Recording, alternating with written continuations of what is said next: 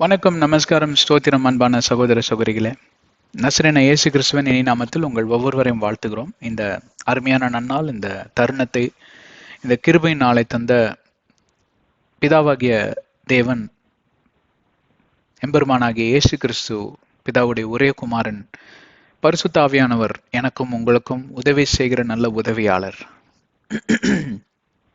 இந்த மூவரும் ஒன்றாயிருந்து ஜொலிக்கக்கூடிய இந்த அருமையான நாமத்திற்கு நாங்க எல்லா துதிகனும் மகிமை மார்ச்சியும் செலுத்திவிட்டு வாருங்கள் கடந்து செல்வோம். ஆதியாகமத்தின் ரகசியங்கள் என்கிற தலைப்பிலே பல மாதங்களாக, பல வருடங்களாக நிறைய விவரங்கள், அதாவது நியமங்கள், கோட்பாடுகள், நியாயப்பிரமாணங்கள், கட்டளைகள், இந்த மாதிரி பல காரியங்களை குறித்து நாம் அலாசி ஆராய்ந்து நாம் பல ரகசியங்களை கற்றுக்கொண்டோம். அதோடு கூட பல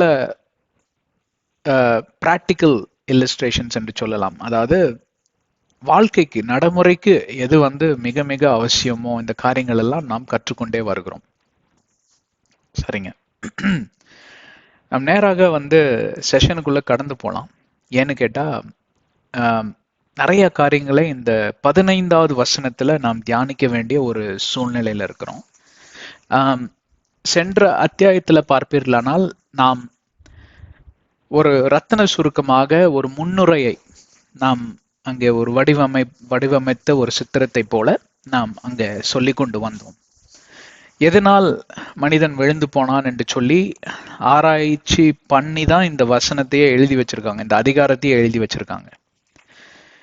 எதனால் அவன் விழுந்து போனான்னு தெரிஞ்சதுன்னா, எதனால நான் விழுந்து போக கூடாதுங்கிறதுக்கு எனக்கு ஒரு நல்ல ஒரு பாடம், நல்ல மாட்டுக்கு ஒரு சூடுன்னு சொல்லுவாங்க, அந்த மாதிரி எனக்கு நல்ல ஒரு பாடம் நான் கற்றுக்கொள்ள முடியும்.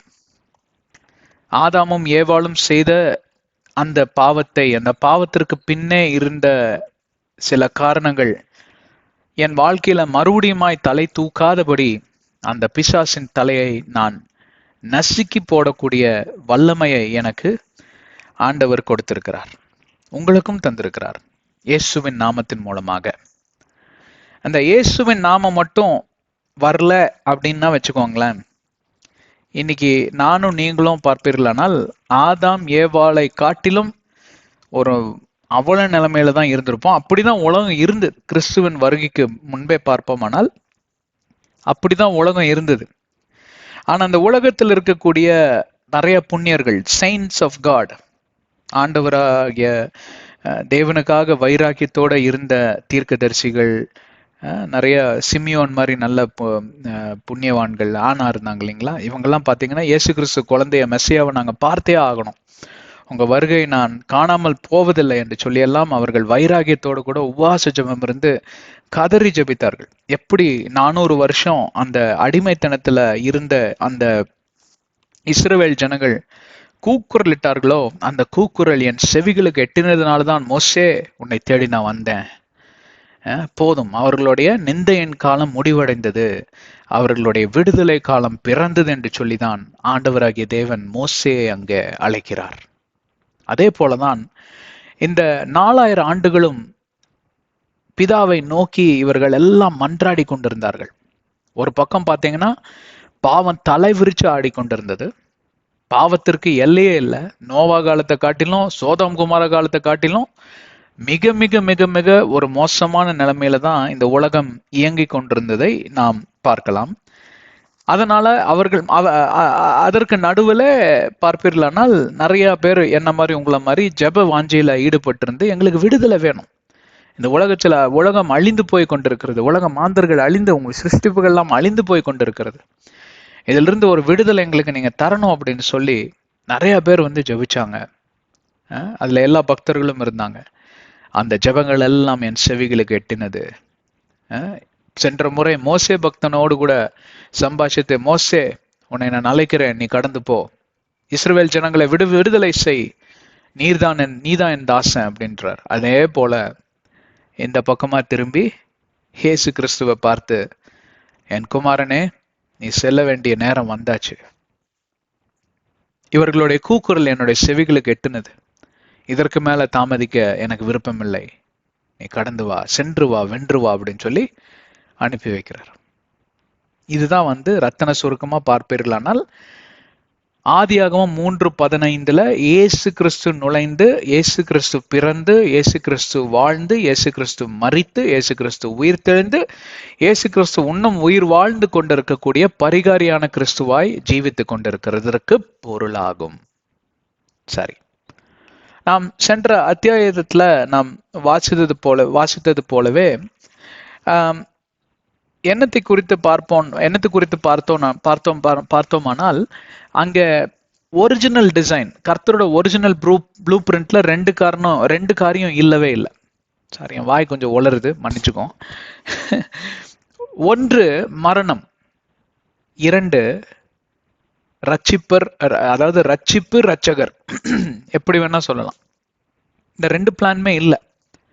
ஏன்னா இந்த ரெண்டு பிளானுமே பார்ப்பீர்களானால் ஒன்றை சார்ந்ததாக இருக்கிறது. they are dependent on one another. அதுதான் ரோமர் 6:23 for the wages of sin is death.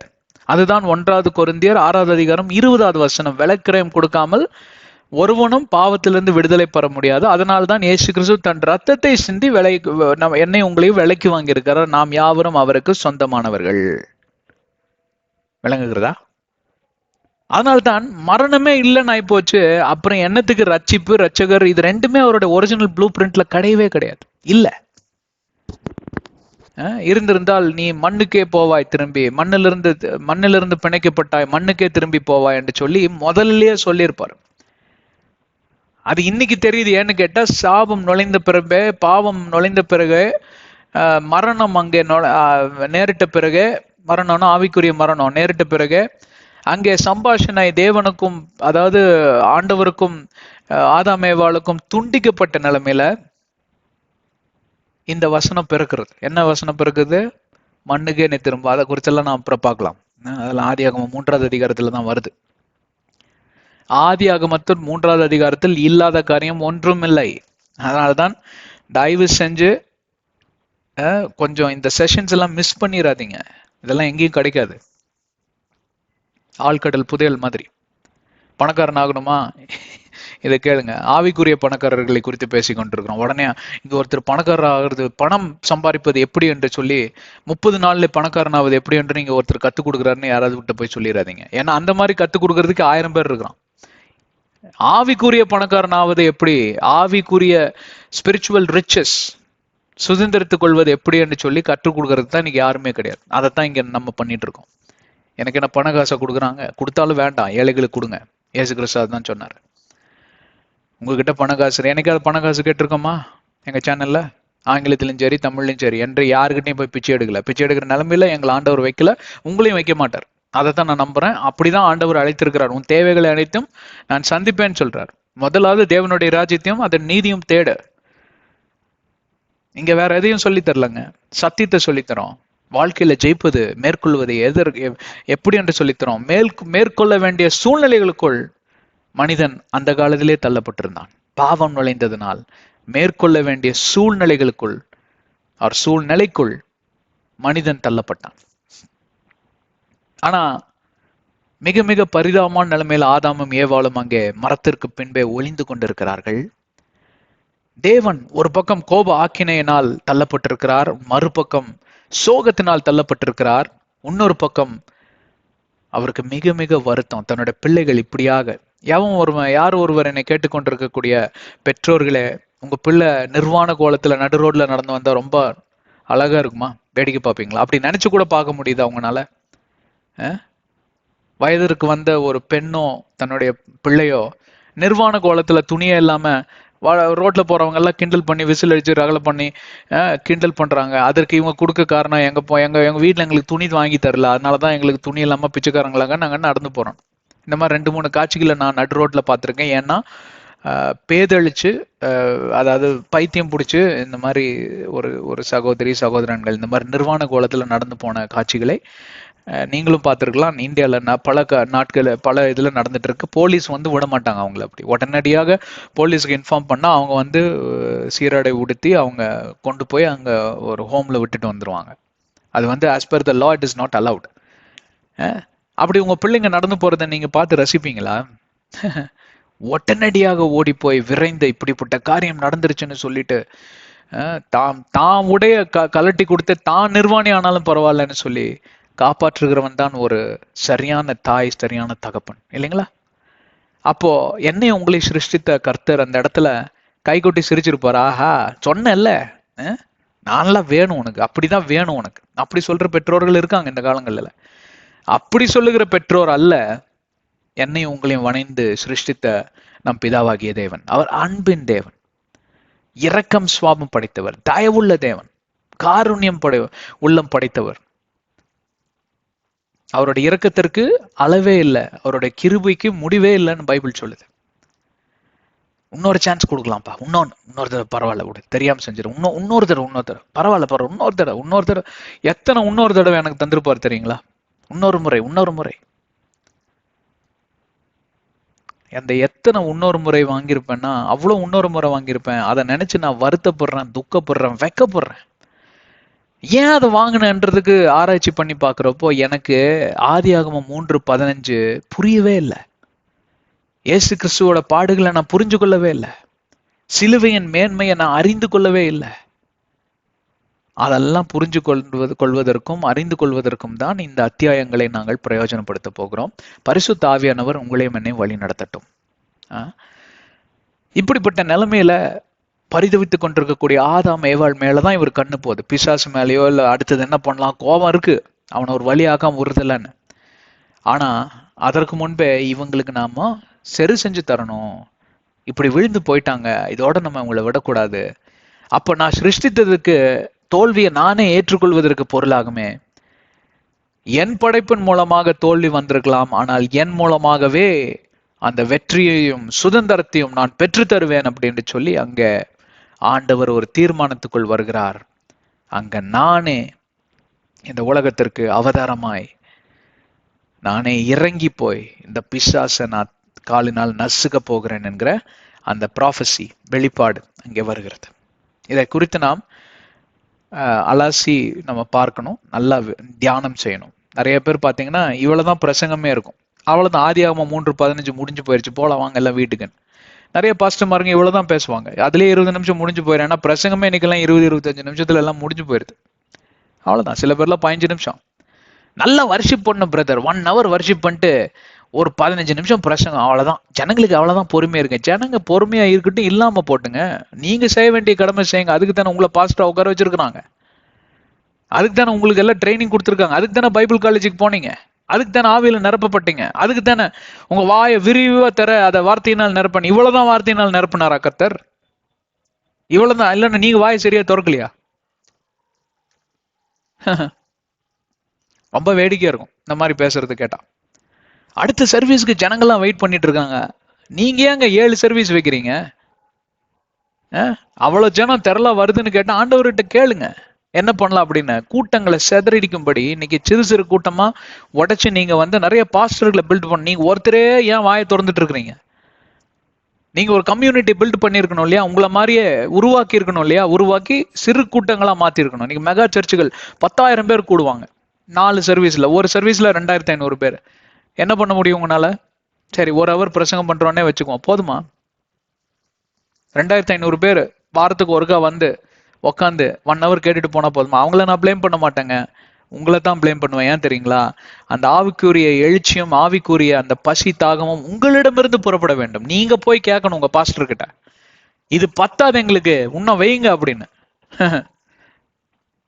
2,500 பேர் எந்திரிச்சு போய் கேட்டான்னா பாஸ்டர் என்ன பண்ணுவாரு? ஆஹா, இவங்க கேட்கறத நம்ம கொடுக்கலன்னா கூட்டம் கலைஞ்சு போயிடும்.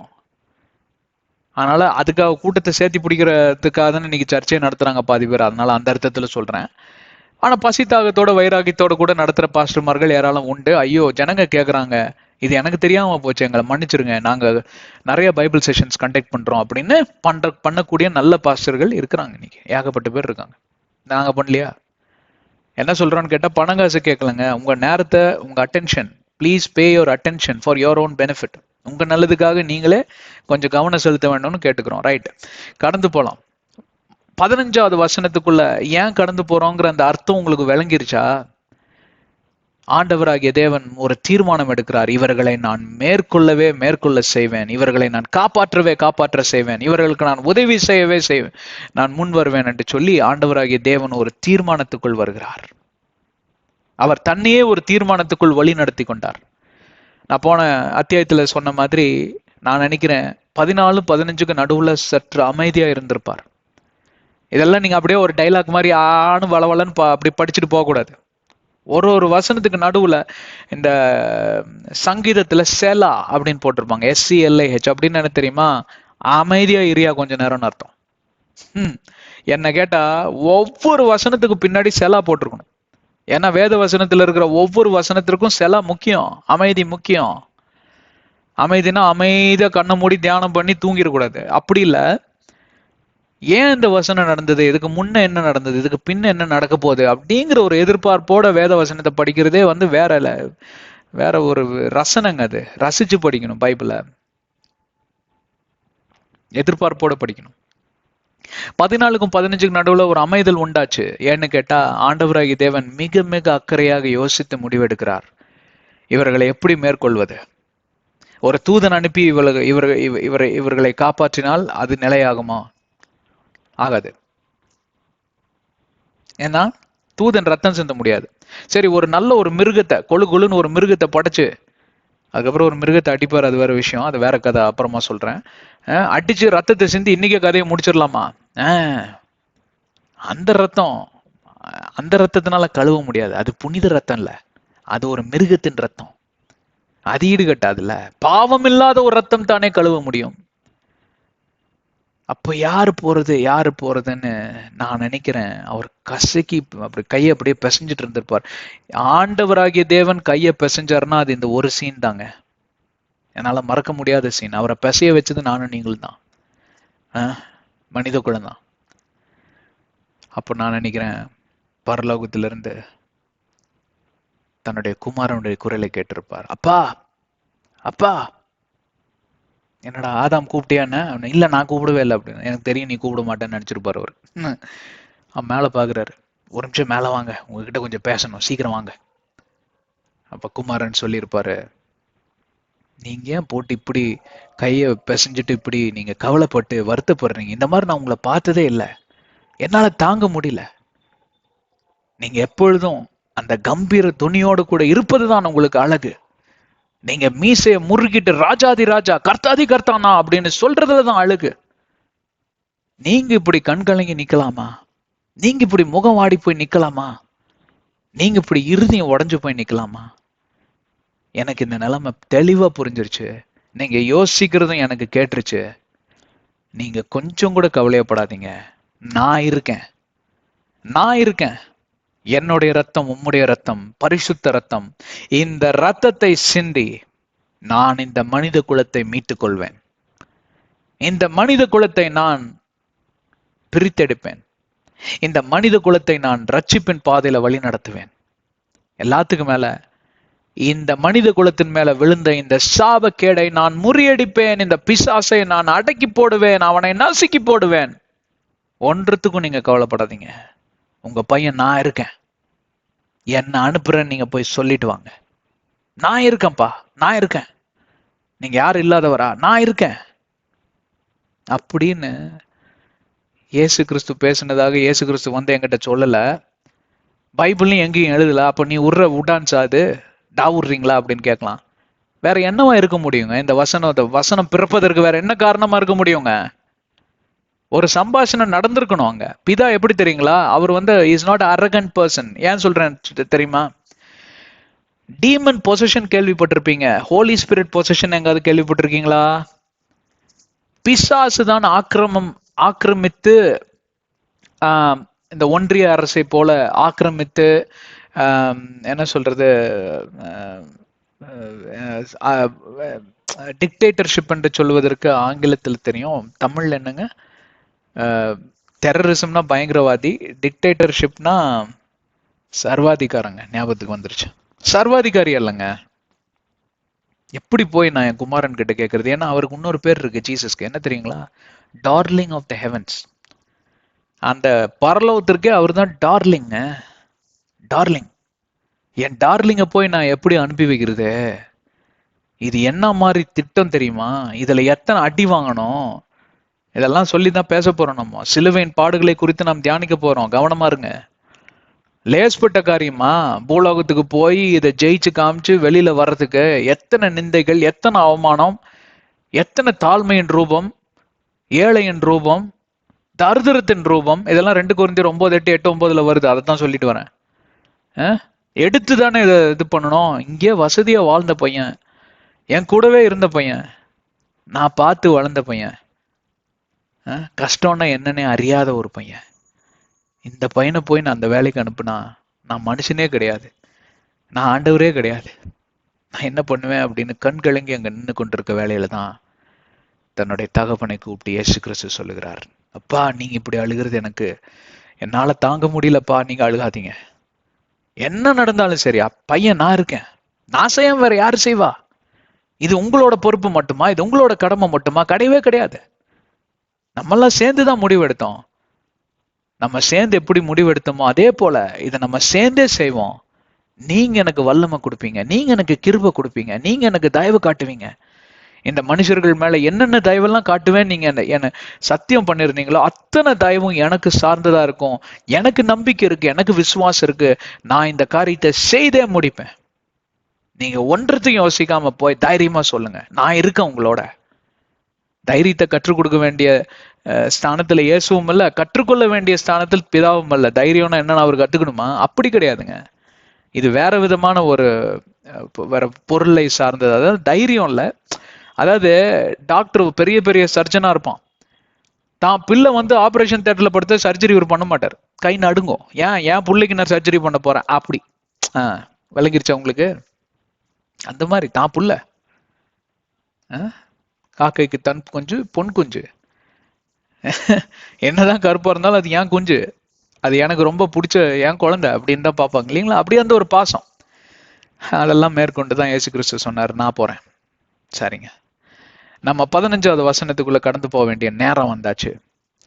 And I will put enmity between you and the woman and between your seed and her seed. இந்த காரியத்தை குறித்து நாம் சற்று நேரம் நாம் தியானித்து நாம் இந்த அத்தியாயத்தை முடித்து விடுவோம். நான் சொன்ன மாதிரி 3 பார்ட்ஸா இதை பிரிச்சு தான் நம்ம பார்க்க முடியும்.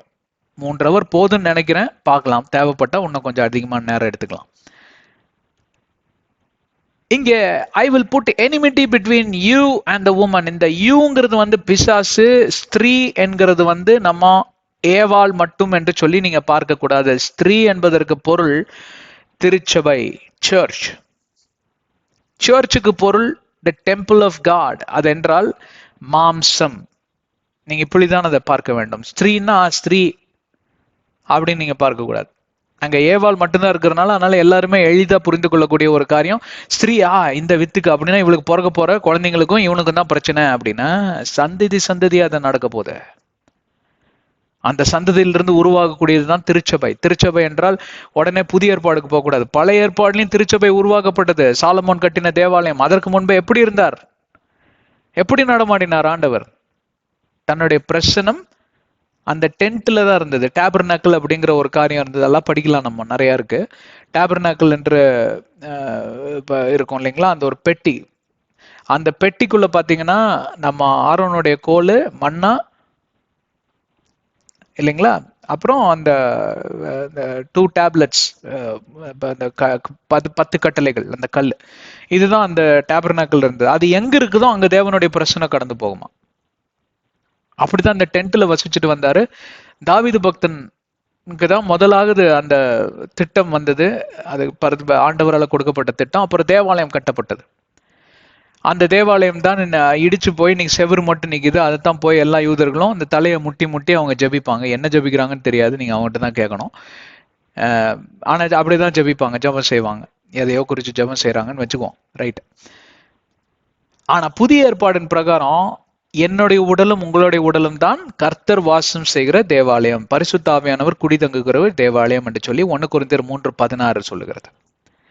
அதை அழித்து போடுகிறவனை நானும் அழித்தே போடுவேன்கிறாரு 17வது வசனத்துல. அது அப்புறம் வரலாம். இங்க அந்த ஸ்திரீ வித்து, between your seat and her seat, இதை குறித்து தான் நாம் சற்று ஆராய்ந்து பார்க்க போறோம். இந்த பெண்ணோட வித்து, பெண் ஸ்திரீ என்றால் திருச்சபை, மணவாளன் மணவாட்டி தெரியுமில்ல உங்களுக்கு. 2 கொரிந்தியர் 5வது அதிகாரம் 12வது வசனத்துல சாரி எபேசியர் 5வது அதிகாரம் செக் பண்ணிடலாமா டக்குன்னு, ஒரே நிமிஷம் இருங்க. எபேசியர் 5வது அதிகாரம் கிரைஸ்ட் மேரிட் டு சர்ச்னு வரும். கரெக்டா? கரெக்டா? கரெக்ட் தான். Marriage, Christ and the search. எபேசியர் 5வது அதிகாரம் 22 33 வசனத்திற்கு இதை கோர்த்து நீங்க பார்க்கலாம். கர்த்தரால் வருகிற வித்து, இயேசு கிறிஸ்துவை ஏற்றுக்கொண்டவர்கள் தான் கர்த்தருடைய வித்து என்று சொல்லி பொருளாகும் என்றால், மணவாட்டி, மணவாட்டி திருச்சபை, மணவாளன் இயேசு கிறிஸ்து. மேல் ஜெண்டர் பிரைட் க்ரூம் என்கிற அந்த பொசிஷனை வந்து பார்ப்பீர்களானால் அந்த ஸ்தானத்தை இயேசு கிறிஸ்துவுக்கு மட்டுமே உரிதாகும்.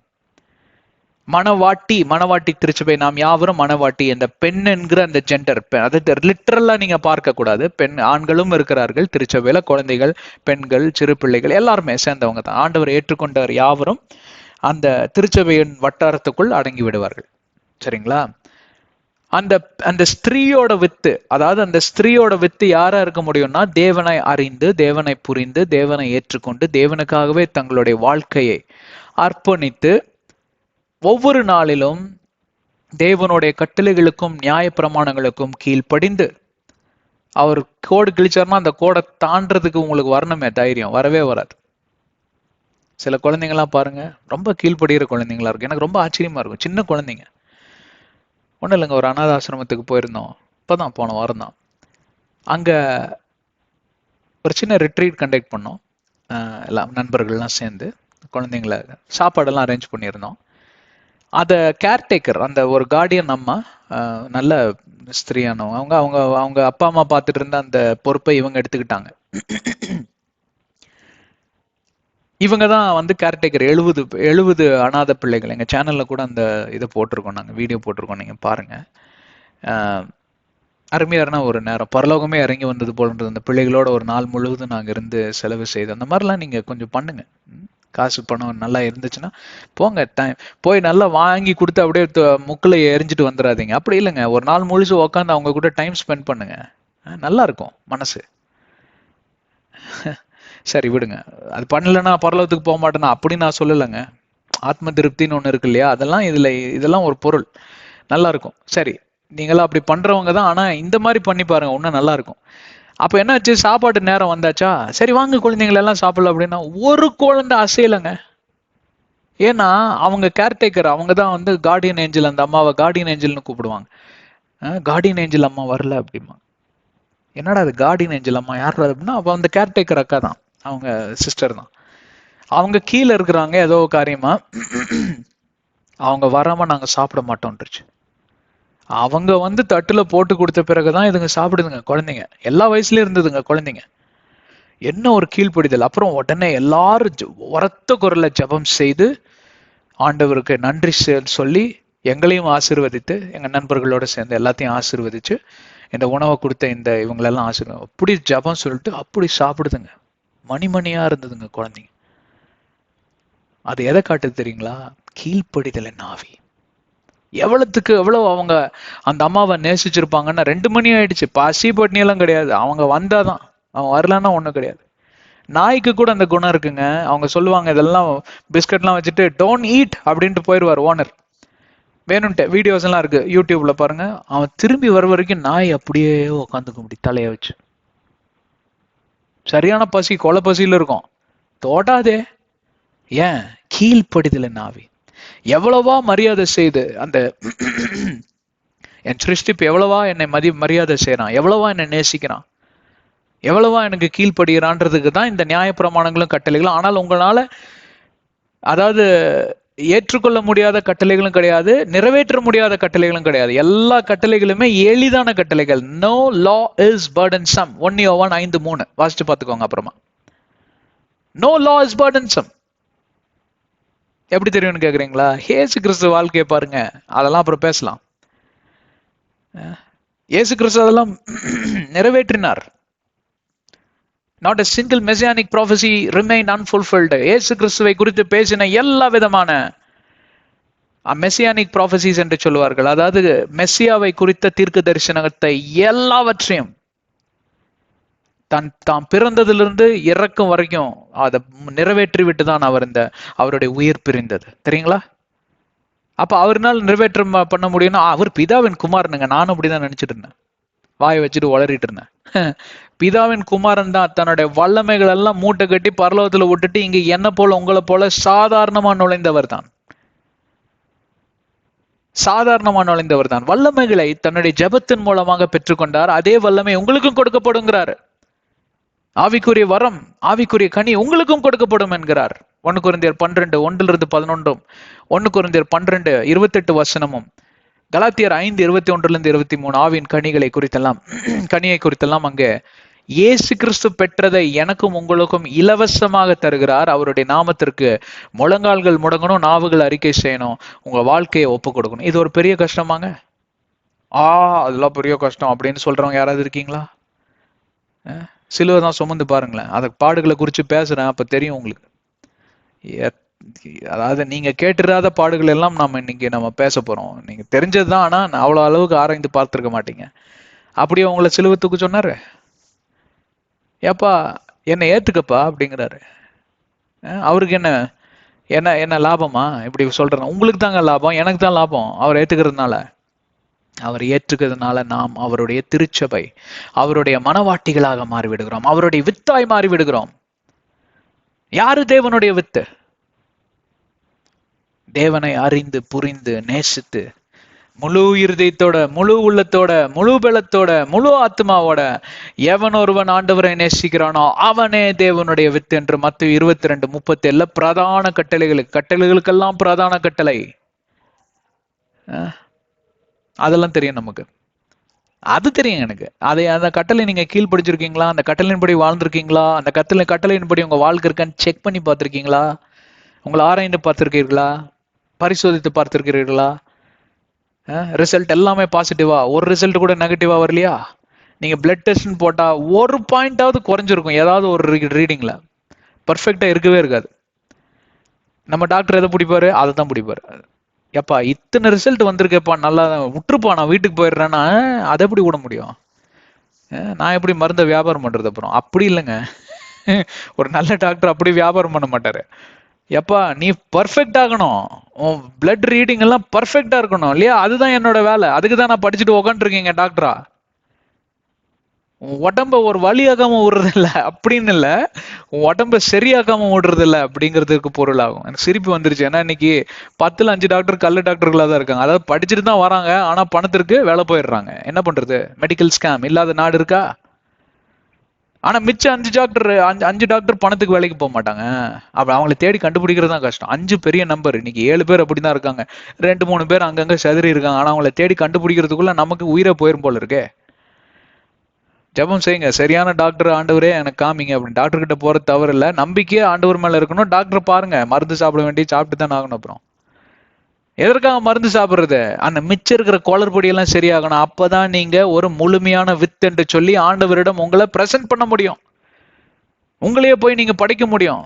என் உடலை நான் லிவிங் சாக்ரிஃபைஸ், தகன பலியாக நான், ஜீவ பலியாக நான் ஒப்பு கொடுப்பேன் அப்படின்னு ரோமர் 12:1-2 எழுதியிருக்கு இல்லையா? நீங்க ஜீவ பலியை ஒப்பு கொடுக்கறதுக்கு நீங்க பழுதில்லாத உடலை வச்சிருக்கணும். பழுதில்லாத உடலை எப்படி வச்சிருக்கணும்னா தேவனுடைய கட்டளைகளையும் நியாய பிரமாணங்களையும் கீழ்ப்படிந்தாலே போதும். அதுதான் டேப்லெட், அதுதான் டானிக். டெய்லியும் ஒரு டேப்லெட்டையும் டானிக் எடுத்து உள்ள விட்டுட்டே வாங்க.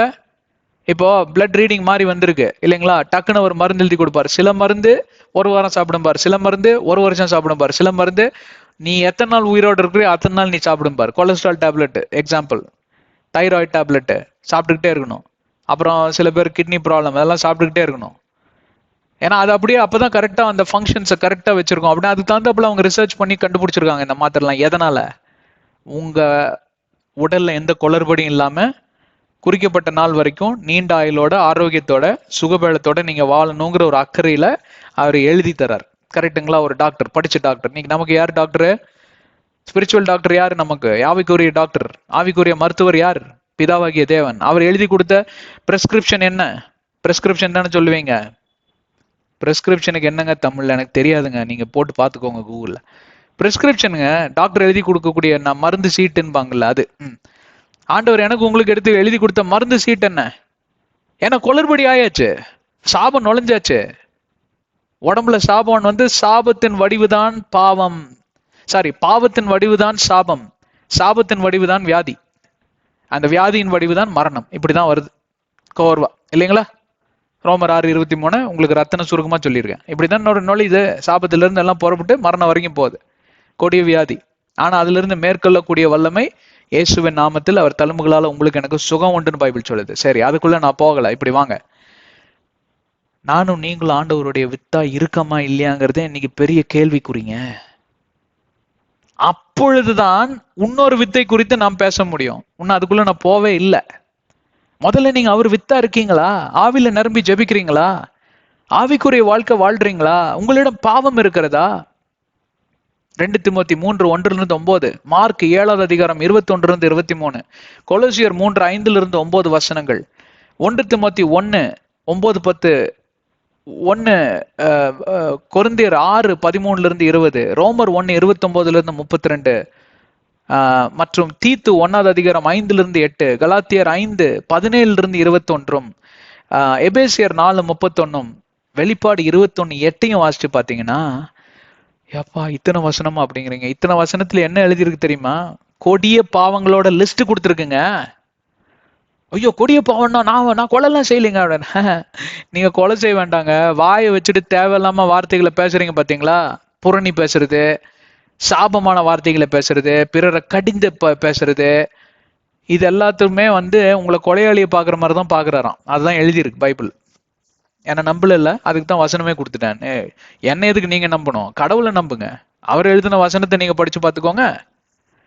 இத்தனை ரூபம் எடுத்திருக்குங்க. இத்தனை ரூபத்தை நீங்க மேற்கொண்டீங்களா? மேற்கொண்டவர்களா இருந்தால் மட்டுமே உங்களை வித்தென்று சொல்லி உங்களை you can present your self, உங்களை ஆண்டவருடைய சன்னிதானத்தில் படைக்க முடியும். இல்லைன்னா படைப்பதற்கு நீங்க பொருள் அல்ல, படைப்பதற்கு நீங்க தகுதியானவர்கள் அல்ல, ஏற்ற உடையவர்கள் அல்ல. முதல்ல போய் சரி செஞ்சுட்டு வா அப்படிம்பாரு டாக்டர்.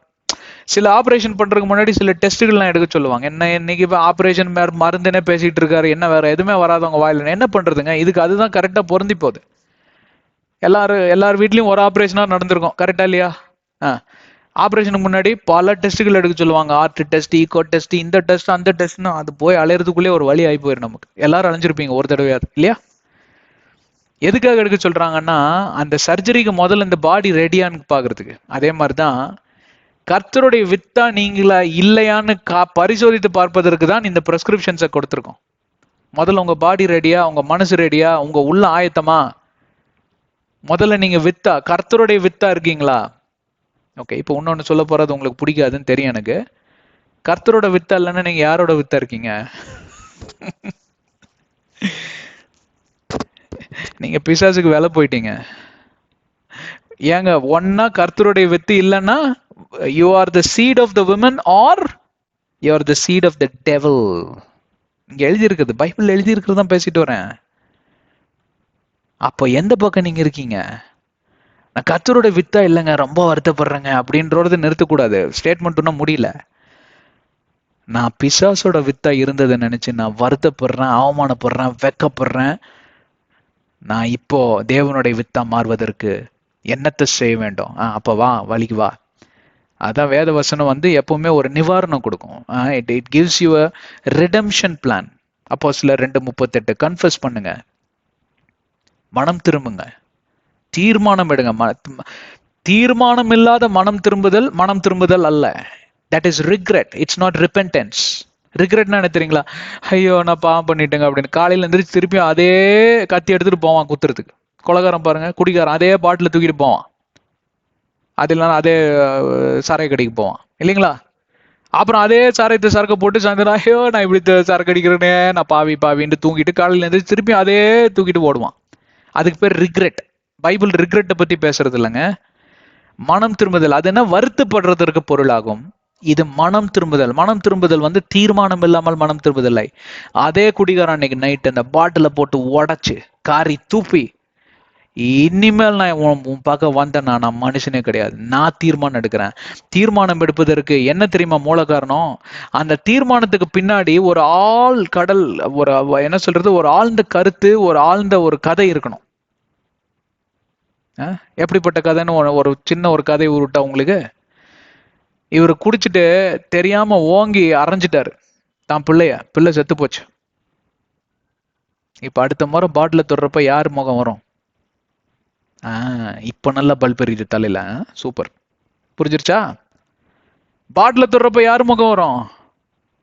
இந்த பாலா போன குடியினால என் பொண்ணை என் பையனை அடிச்சு கொன்ன பாவினா என் வாழ்க்கையில இனிமேல் இந்த பாட்டில தொட மாட்டேன். இனிமேல் பாட்டில தொடுற ஒவ்வொருவரையும் நான் தொட விட மாட்டேன். என் உயிரே போனாலும் சரி, நான் இதுக்கு எதிராக போராட்டம் பண்ணுவேன். நான் ஆண்டவரை குறிச்சு சொல்லுவேன், ஆண்டவரை குறிச்சு இது பண்ணுவேன் அப்படின்லாம் சொல்லி ஒரு தீர்மானம் எடுக்கிறான் பாத்தீங்களா? அவன் அடுத்த முறை பாட்டில் தொட மாட்டான். அதுக்குன்னு ஒவ்வொருத்தனும் கொலகார நாய் தான் வந்து குடிய விடணும் அப்படின்னு நான் சொல்ல வரல. நீங்க யார நினைக்கணும் தெரியுமா? யாரு முகம் வரணும் தெரியுமா?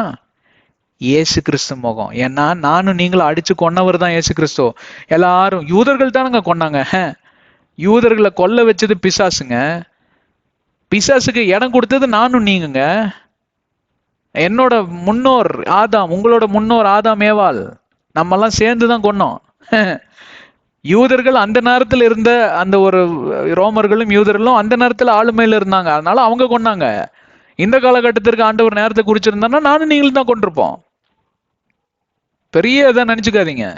அதே யூதர்கள் மேல அவ்வளவு இது. யூதர்கள் இல்லாம சொல்றாரு, யூதர்களுக்கு கொடுக்க வேண்டிய மரியாதை கொடுங்க. அவங்க இல்லாம வேதாகமம் வெளியிலே வந்திருக்காது. அவங்க இல்லாம ஏசு கிறிஸ்துவே வெளியில வந்திருக்க மாட்டாரு. யூதர் குலத்துல line of Judah, king of Judah இல்லைங்களா? யூத குலம். யூதான்னு ஒரு ட்ரைப், 12 ட்ரைப்ல 12 குலத்துல ஒரு குலம் யூதா, தாவீதோட குலம். என்னங்க விளங்குதா? யாரோட வித்துங்க நீங்க? நீங்க தேவனுடைய வித்தா இருந்தால்தான் பிசாசுடைய வித்தா இருக்கக்கூடிய மாந்தர்களை விடுதலை செய்ய முடியும். நீங்களே அந்த பக்கம் போயிட்டீங்கன்னா இந்த பக்கம் இருந்து சண்டை போறது யாரு? ஹலோ, உங்களை குறிச்சு என்ன குறிச்சு தான் எழுதியிருக்கு. அதற்காக தான் ஆண்டவராகிய தேவன் தன் குமாரனை அனுப்பினார். தன் குமாரனுடைய நாமத்தை ஏற்றுக்கொண்ட ஒவ்வொருவனும் தேவனுடைய வித்தாய் மாறுகிறான். தேவனுடைய வித்தாய் மாறுகிற ஒவ்வொருவனும் பிசாசுடைய வித்துக்கு எதிர்த்து நிற்கிறான். அப்ப கூட மாம்சத்தோட ரத்தத்தோட சண்டை இல்ல, அந்த வித்தை ஆக்கிரமிச்சிருக்கக்கூடிய பாதாளத்தின் ஆவிகளோட கூட, நடுவான மண்டல சேனைப்படைகளோட கூட சண்டை தர்க்கம் உண்டு என்று சொல்லி பைபிள் சொல்லுகிறது. எபேசியர் 6:12. நீங்களும் எந்த பக்கம் போயிட்டீங்கன்னா அப்புறம் அந்த பக்கம் இருக்கிறவங்களை எவன் காப்பாத்துறது? இன்னைக்கு அதுதான் நிலைமை. அறுவடையோ ஏராளம், ஆனால் வேலை செய்கிற வேலையாட்கள் மிக மிக குறைவு. The laborers are very few but the harvest is plentiful. ஆங்கிலத்துல பியூட்டிஃபுல்லா வருது. plentiful beautiful ரைமிங் வருதுல. ரொம்ப ரொம்ப குறைவுங்க. ஆண்டவருடைய வித்துன்னு இன்னைக்கு நீங்க கல்லு போட்டு பாக்குற இடத்துல எல்லாம் இருக்காது. அங்கங்க ஒருத்தர் 2 பேர் இருப்பாங்க, அவ்வளவுதான். என்னங்க நீங்க எப்படி சொல்றீங்க?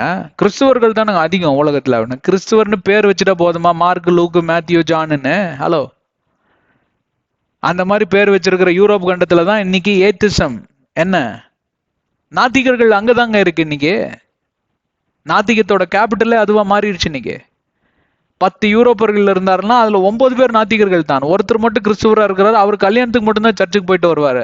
எப்படி தெரியும்னு கேக்குறீங்களா? எத்தனை யூரோப்பியன்ஸ் எனக்கு ஃப்ரெண்ட்ஸ் தெரியுங்களா? என்னோட வேலை நிமித்தமாக நான் பல யூரோப்பியர்கள் கூட நான் கலந்து பேசியிருக்கேன் இந்த காரியத்தை குறித்து. அப்போ இன்னைக்கு நீங்க வந்து பேரை வச்சு பார்க்க கூடாது. இத்தனை வித்து இருக்கு அப்படின்னு. அப்புறம் எங்க திருச்சிபையில் எத்தனை பேர் இருக்கும் தெரியுங்களா? சரியா நீங்க அலாசி பாருங்க. ஆண்டவர் ஆவிக்குரிய கண்ணை திறந்தாருன்னா உங்களுக்கு தெரியும். பிசாசு புடிச்சிட்டு ஆடிட்டு இருக்கிறவன், பிசாசோட வித்தா இருக்கிறவன் தான் இன்னைக்கு சர்ச்சில் முக்காவாசி பேர். நான் சொன்ன இந்த வசனத்துல நீங்க போய் ஆராய்ந்து பாருங்க. நான் சொன்ன ஒரு லிஸ்ட் கொடுத்தேன் இல்லையா? அதுல பாருங்க, அதுல பாதி உங்களுக்கு பொருந்தும். பாதி உங்களுக்கு பொருந்தும்.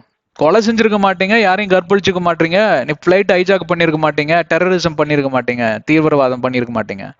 ஆனா இவர்களுக்கு எல்லாத்துக்கும் சமமா இருக்கக்கூடிய பாவங்கள் தான் இந்த வாயை வச்சுட்டு பண்ற பாவம். புரணி பேசுறது, ஸ்லாண்டரிங், ஸ்லெட்ஜிங், காசிப்பிங், மர்மரிங், முறுமுறுக்கிறதே இல்லையா? நீங்க ஒரு நாள் ஒரு தடவை கூட முறுமுறுக்கிறது இல்லை. அவ்வளவு பரிசுத்தவான். சரி, அப்படியே இருந்துக்கோங்க. ரொம்ப சந்தோஷம், கேட்கறதுக்கே நல்லா இருக்கு. அப்படியே இருங்க. சரி, அப்புறம் மற்ற பாவம்லாம் நான் ஒரு 50 லிஸ்ட் கொடுத்தேனே, அதுல ஒன்னு இருந்தா கூட நீங்க நரகத்துக்கு தான் போறீங்க. அது தெரியுமா உங்களுக்கு? அதுல ஒன்னு, நரகத்தை விடுங்க, இன்னும் அதுக்கு உள்ள நான் போவே இல்லை. அதுல ஒன்னு இருந்தா கூட நீங்க பிசாசுடைய வித்தா இல்லையா? ஆமா இல்லையா? அவ்வளவுதான் பேச்சு. இல்ல தானே? ஆமாவா? ஆமாங்க. அதுல ஒன்னு இருந்தா கூட பிசாசோட குணம் உங்களுக்குள்ள இருக்கிறப்போ பிதா எப்படி உங்ககிட்ட நெருங்க முடியும்? அவர் இன்னும் ஒரு, அதான் அந்த பிளட் ரிப்போர்ட் சொன்னேன்ல, ஒரு நல்ல டாக்டர் அது ஒன்னையும் சரி பண்ண விட மாட்டாரு.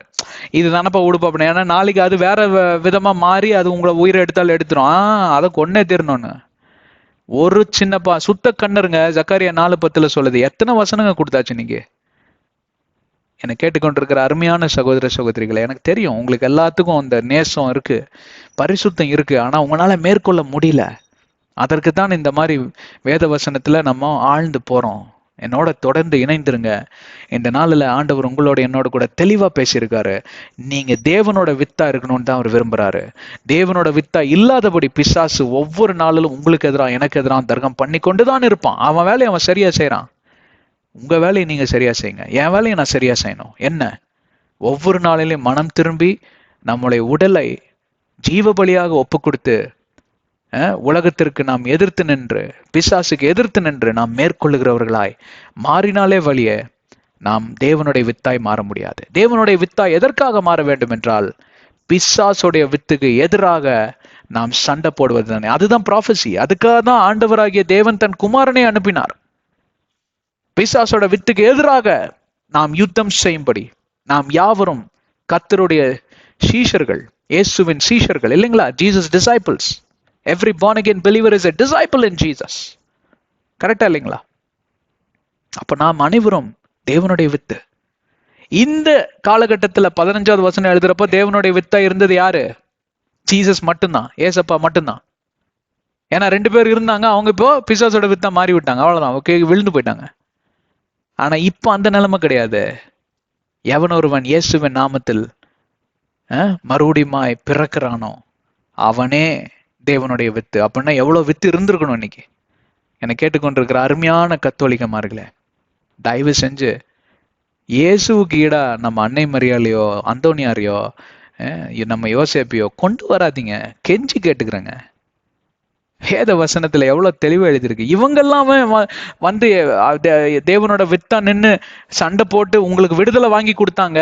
இவங்கெல்லாம் என்ன சொன்னாங்கன்னு தெரியுமா? முதல்ல அவங்களோட சரித்திர புத்தகத்தை எடுத்து வாசித்து பாருங்க. கொடிய பாவத்தை பண்ணிட்டு இருக்கீங்க. அவங்கள சரித்திர புஸ்தகத்தை எடுத்து வாசித்து பாருங்க. அவங்க யாருக்காக வாழ்ந்தாங்க தெரியுமா? யாருக்காக மரித்தாங்க தெரியுமா? நம்ம அகஸ்டின் ஒரு செயின்ட் இருந்தாரு. அவர் அம்பாலே எழுது கொண்டாங்க. அம்ப தூக்கிட்டு தெரு தெருவா திரிறாங்க. அவருடைய ஃபீஸ்ட் கொண்டாடுறாங்க.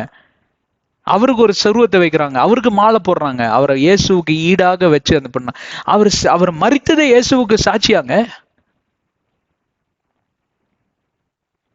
எனக்கு அவ்வளவுதாங்க சொல்ல முடியும். உங்க இஷ்டம். ஆண்டவரே உங்க இஷ்டம்ட்டார். அப்புறம் நான் யாரு கேட்கறதுக்கு? உங்க இஷ்டம். சிரங்களை தாழ்த்து கண்களை மூடுவோம். அன்பின் தேவனே, அருமையான இந்த பிரசங்கத்துக்காய் நன்றி. உம்முடைய வித்தாக நாங்கள் இருக்க வேண்டும். உம்முடைய வித்தாக நாங்கள் வாழ்க வேண்டும், வாழ வேண்டும். ஆண்டவராக இயேசுவின் நாமத்திற்கு நாங்கள் எங்கள் வாழ்க்கையின் மூலமாக சாட்சிகளாக நாங்கள் இருக்க வேண்டும். அப்பொழுதுதான் நாங்கள் வித்தா இருப்பதற்கு பொருள் ஆகும். தயவு செஞ்சு என்னுடைய சகோதர சகோதரிகள் எனக்காகவும் ஆண்டவரே நாங்கள் ஜெபிக்கிறோம். எங்களுக்கு பலத்தை கொடுங்க, கிருபை கொடுங்க. இயேசுவின் நாமத்தில் ஜெபிக்கிறோம் ஜீவனுள்ள பிதாவே, ஆமென். தேங்க்யூ, நன்றி. எங்கள் சேனல் சப்ஸ்கிரைப் செய்யுங்க, எங்களோட இணைந்திருங்க. தெரிஞ்சவங்களுக்கெல்லாம் இந்த வீடியோஸை ஷேர் பண்ணுங்க. கர்த்தருக்குள்ள வழிநடத்தி செல்வதற்கு இது ஒரு நல்ல ஒரு கருவியாக இருக்கும். எல்லா ஊழியக்காரர்களுக்காக ஜெபித்துக் கொள்ளுங்க. எங்கள் ஊழியத்துக்காக எனக்காக ஜெபித்துக் கொள்ளுங்க. எபேசியர் 6:18 கொலோசியர் 4:3 சொல்லுகிறது. அதோடு கூட உங்களுக்கு ஜெப தேவைகள் இருந்தால் யாரிடமும் செல்லாதீங்க, இயேசு கிறிஸ்துவிடம் செல்லுங்கள். அவருடைய நாமத்தில் பிதா உங்களுக்கு தகப்பன் விசாரித்து எல்லாத்தையும் செய்வார். பார்த்து பார்த்து செஞ்சது யாரு? ஆதியாகமம் 3:15 ஜீசஸே பிறக்கல. அப்போ நமக்கு யார் அந்த கரிசனை அக்கறை காட்டினா? தகப்பன் தான். தகப்பன் தான். God the Father, God the Son, God the Spirit, triune God. 3இல் ஒன்றாய் ஜொலிக்கிறவர் இல்லைங்களா? தகப்பன் தான் எல்லாமே. அந்த தகப்பனிட செல்லுங்க. அவர்னால முடியாதது என்ன இருக்குங்க? மனசு விட்டு போகாதீங்க, துவண்டு போகாதீங்க. எத்தனை காரியத்தை செஞ்சார். தன் குமாரனையே சிலுவைக்கு அனுப்புனாரு. உங்களை அப்படி கைவிட்டுருவாரா? ஒருபோதும் துவண்டு போகாதீங்க. ஆண்டவர் உங்களை ஆசீர்வதிக்கட்டும். ஆமென்.